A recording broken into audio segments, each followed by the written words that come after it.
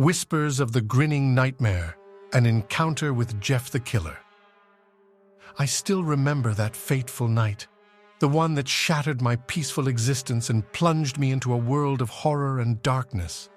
My name is Jack, and I had always considered myself an ordinary guy leading a quiet life in a small suburban town.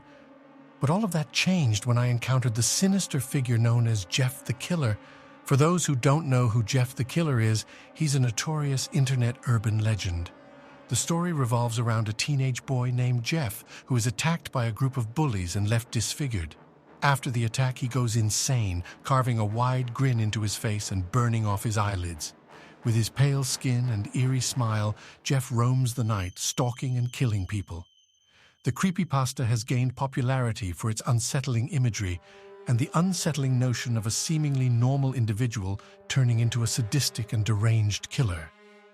It was a moonless night, the air thick with an eerie stillness. I had just finished a long day at work and was looking forward to sinking into the comfort of my bed. As I lay there, the room bathed in the soft glow of the street lamp outside, a chill suddenly ran down my spine. I couldn't shake the feeling that I was being watched.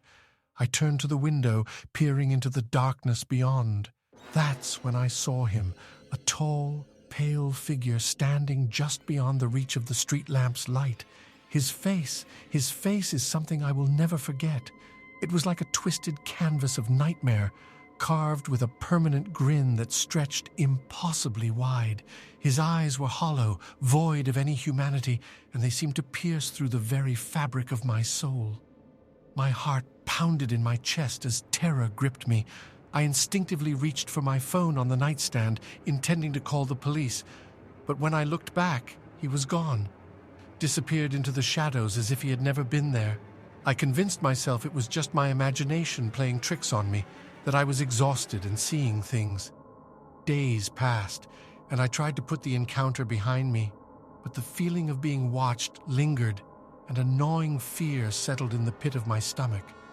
One evening, as I returned home from another tiring day, I noticed a piece of paper on my doorstep. It was a photograph, and my heart sank as I recognized it. It was a picture of me, sleeping in my bed, taken from outside my window. Panic surged through me, and I knew I had to do something. I installed security cameras, locked all the doors and windows, and even considered moving. But no matter what I did, the feeling of impending doom only intensified. And then one night, as I lay in bed, I heard a faint scraping sound. My heart raced as I realized it was coming from the window. I mustered every ounce of courage and slowly turned to face the window.